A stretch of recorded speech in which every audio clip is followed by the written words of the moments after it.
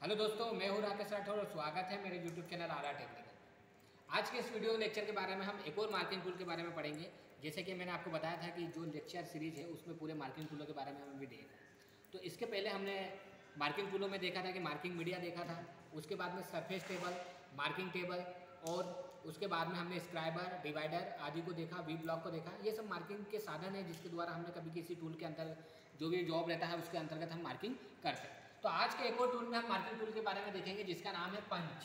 ठीक है, पंच एक ऐसा टूल है जिसके द्वारा किसी भी जॉब के ऊपर या किसी भी जॉब के ऊपर मार्किंग की जाती है। अब हम बात करेंगे कि पंच किस प्रकार से मार्किंग करता है। तो जो भी हमने स्क्राइबर के द्वारा, मान लो कि मेरे पास में सीधी रेखा थी, हमने यहाँ पर स्क्राइबर के द्वारा जो भी सीधी रेखाएं खींची थी, वहाँ पर क्या होती है, वो एक प्रकार से टेम्पररी होती है, अस्थायी रेखाएं रहती है। तो उनको स्थायी करने के लिए हम किसका उपयोग करते हैं, पंच का उपयोग करते हैं।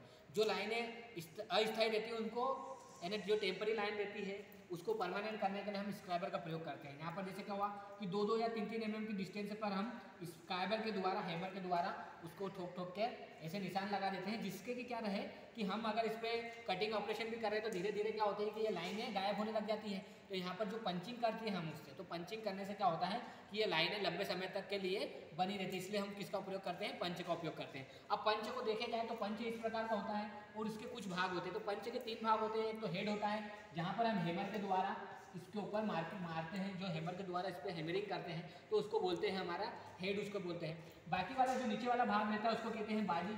जो हमारा स्क्राइबर के जो भाग रहते हैं उसको बोलते हैं बॉडी, जिसके भाग पर क्या की जाती है, नंदरिंग ऑपरेशन के द्वारा नंदरिंग की जाती है, जिसके अंदर हमको अंतर्गत अच्छी ग्रिप बने रहे और हम उसे आराम से पकड़ सकें। नीचे वाला पॉइंट कहलाता है, वो पॉइंट कहलाता है जिसके द्वारा हम डॉट लगाते हैं, वो उसका एंगल जो भी रहता है वो उसके बारे में हम देखते हैं। तो पंच हाई कार्बन स्टील के बने होते हैं। ठीक है, पंच हाई कार्बन स्टील के बने होते हैं और ये जो स्क्राइबर के द्वारा टेम्पररी मार्किंग की जाती है उसको परमानेंट करने के लिए हम पंच का प्रयोग करते हैं। पंच क्या होता है कि एक डॉट लगाना ही पंच कहलाते हैं। अब हम देखेंगे टाइप्स ऑफ पंच के बारे में, देखें कि पंच कितने प्रकार के होते हैं, अलग अलग पंच होते हैं और उनका अलग अलग उपयोग किया जाता है। तो जैसे हम डॉट पंच, तो पहले नंबर एक पंच हमारा आता है डॉट पंच। तो पंच जो था हमारा इसी प्रकार से रहेगा, ये भी डॉट पंच भी इस प्रकार से रहेगा, बस इसका जो एंगल रहेगा वो 60 डिग्री का एंगल होता है डॉट पंच का। ये डॉट पंच का एंगल कितने का रहता है, 60 डिग्री का होता है। एंगल छोटा होने के कारण इसके जो डॉट पंच रहता है वो भी छोटा होता है। और ये क्या करता है, किसी भी वक्र, कर्व या वक्र पे, वक्र, कर्व, ठीक है, वक्र या कर्व पे हमारे जो डॉट होन बनाने के काम में आता है हमारा डॉट पंच। इसका जो एंगल आपको याद रखना पड़ेगा कि डॉट पंच का एंगल 60 डिग्री का होता है। सेकंड होता है हमारा सेंटर पंच। सेंटर पंच भी हमारे इसी पंच के समान होता है, बस यहाँ पर इसका अंतर ये रहेगा कि इसका जो एंगल रहेगा 90 डिग्री का होता है। सेंटर पंच का डिग्री का जो एंगल रहता है वो 90 डिग्री का होता है। और इस पंच का उपयोग हम जब ड्रिलिंग करने जाते हैं, तो ड्रिलिंग करने जाते हैं तो एक वहाँ पर उसके सेंटर फाइंड करने के लिए हम इसका प्रयोग करते हैं। जब भी हम ड्रिलिंग करते हैं तो एक आपने देखा होगा कि अगर आप उस पर कुछ पंच के द्वारा निशान नहीं लगाते तो वो बार बार स्लिप होता है। तो यहाँ पर सेंटर पंच, अगर आपने सेंटर पंच से पंच कर दिया तो वहाँ पर ये प्रोवाइड करेगा, उसको ग्रिप प्रोवाइड करेगा और हमारी ड्रिलिंग आराम से होगी। तो ये क्या होता है कि ड्रिलिंग करने जाते हैं वहाँ पर जब हम इसको निशान लगाते हैं, किसका उपयोग करते हैं, सेंटर पंच का उपयोग करते हैं। तीसरे नंबर का हमारा पंच है जिसको बोलते हैं प्रिंग पंच। इसका एंगल 30 डिग्री का होता है। प्रिंग पंच का एंगल 30 डिग्री का होता है। और ये जो पंच का उपयोग होता है वहाँ पर होता है जहाँ पर हमारा मटेरियल साफ्ट हो, जैसे तांबा हुआ, कापर हुआ, है ना, तांबा, एल्यूमिनियम, पीतल, इस पर हमारे किसका प्रयोग होता है, प्रिंग के पंच का प्रयोग होता है। इसका एंगल जो रहता है वो 30 डिग्री का होता है। ठीक है, अगला चौथे नंबर का पंच है पिन पंच।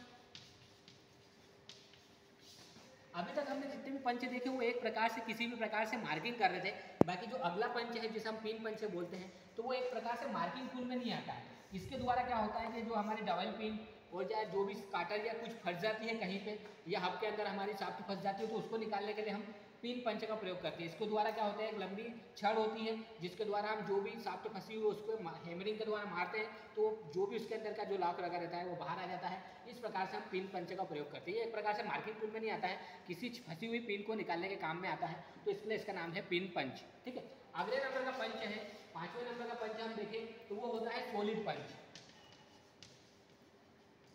ठीक है, सॉलिड पंच ऐसा पंच रहता है वो भी पूरी तरह से सॉलिड रहता है। ये पंच का उपयोग हम वहाँ करते हैं जहाँ पर क्या होता है, जब हमने किसी मटेरियल को गर्म करा है, बहुत लाल कर दिया है, और उसके बीच में सीट या हमारा जो मटेरियल है उसके अंदर हमको होल करना रहता है, तो वहाँ पर हम सॉलिड पंचे का प्रयोग करते हैं। जैसे मान लो कि हमने हैमरिंग जो आपने देखा होगा, लोहार जो रहते हैं मैक्सिमम क्या करते हैं, इसको बिल्कुल गर्म करते हैं ना, उसके आर पार छेद करना रहता है। जब जैसे ही लाल हो जाता है तो पंच के द्वारा हैमरिंग रख के हैमर करते हैं कि उसके आर पार छेद हो जाता है। तो वहाँ पर हम किस पंच का उपयोग करते हैं, सॉलिड पंच का प्रयोग करते हैं। तो वहाँ पर हम सॉलिड पंच का प्रयोग करते हैं। उसके बाद में हमारा पंच आता है होलो पंच।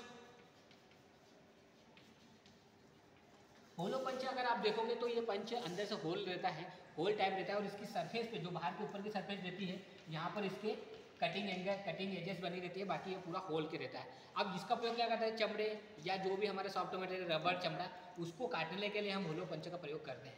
ये वाला पंच किस पे कटिंग करता है, रबर चमड़ा जो भी हमारे बिल्कुल सॉफ्ट मटेरियल है उसके ऊपर ये वर्क करता है। ठीक है, तो छठे नंबर का हो गया पंच। उसके बाद हमारा आता है लेटर या नंबर पंच। सातवें नंबर का पंच है लेटर या नंबर पंच।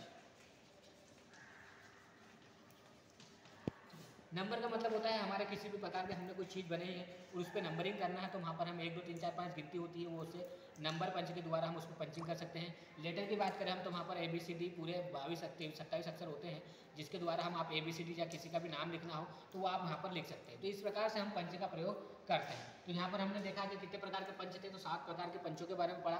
नंबर 1 था डाट पंच, जो कि इसका एंगल जो होता है 60 डिग्री का होता है।